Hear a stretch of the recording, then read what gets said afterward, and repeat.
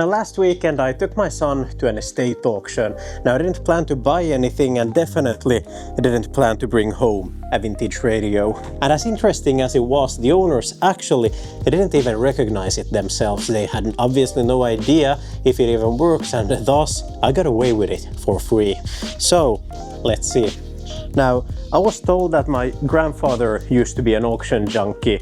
He would bring home all kind of various junk, you know. And the same thing with my parents, though to a more sane level. And I guess this fits into the category after all, especially if you consider the price. I mean, not too shabby. The dials rotate, the buttons seem to work, so I don't know. But you see, as this was my son's first auction, I wanted to make it memorable, and that's where the Leica Q2 comes in. As a matter of fact, I decided to not bring it with me at all, because I felt like I wanted to be there, present, and just get the memories. I didn't feel like I needed the 47 megapixel RAW images that you'll get out of this, that essentially requires you to have gigabytes of hard disk space available, plus then hours of time available to edit those pictures in Lightroom. And the film simulations that you get out of Leica, they're lacking character and the vibe, to be honest. Surely they have the Leica look, but you might as well just use your smartphone at that point. So despite I've been shoveling out thousands of euros on this camera and I love it dearly, it feels like to create those memories during that day, Fuji would have probably done me better. And as I wanted to be present there, I could have taken photos with my smartphone, but then again that makes me automatically check the notifications. Perhaps if I snap a good photo, I'll instantly upload it to Instagram stories, perhaps send it in the family's group chat and reply to a few messages and so on. And I don't want to be the father who's constantly behind a smartphone. I would have wanted a physical camera there to be present with. A camera that essentially you just click the shutter button and you'll get perfectly good JPEGs out of the box. Because there's that something. I know how it looked like because I was there. Instead, I need those images to have something else. But I guess that's just the things in life that you really can't have it all, can you? Now the power cable seems to be in good condition, and and that's plugged in. Let's see if it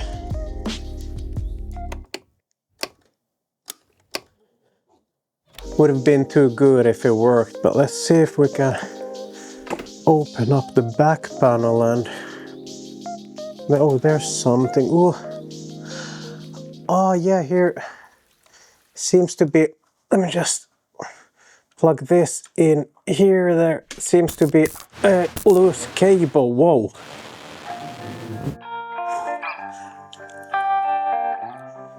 Don't do that at home, definitely.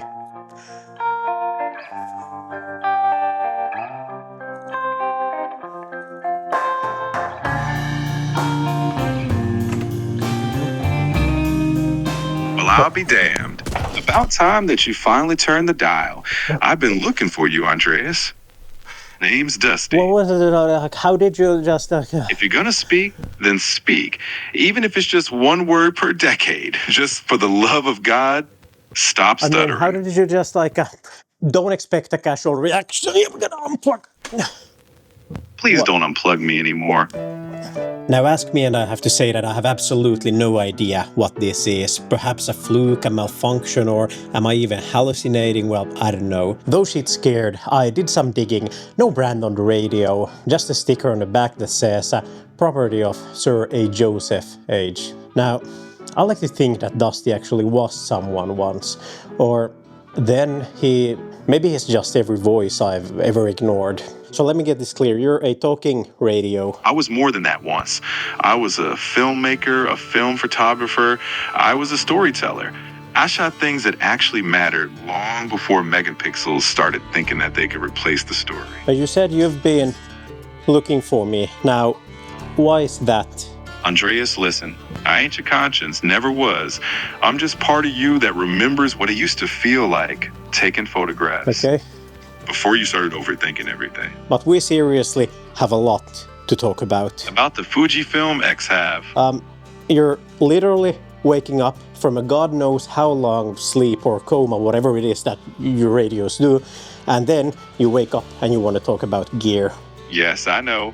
You already said you didn't bring your Leica, you didn't want to edit in Lightroom, and you thus wanted to talk gear. But everyone on YouTube hates the X-Half. It's a camera that doesn't make any sense.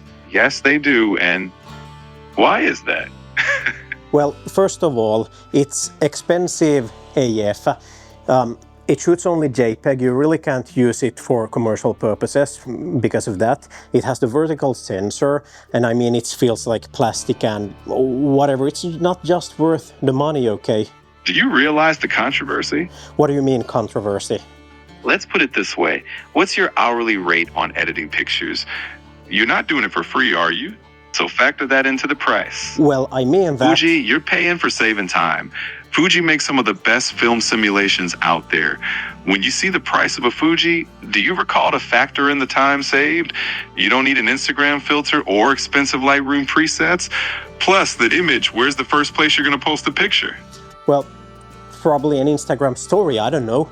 And yet you question the vertical sensor? Your best images, are they technically correct? My guess is some are overexposed, some are blurry, misaligned. They tell a story, and that's what matters. Andreas, let's take a step back. The pictures you wanted from today at the auction, did you want them to tell you how it looked? No, you wanted them to tell you how you felt. That's the thing. I understand it now.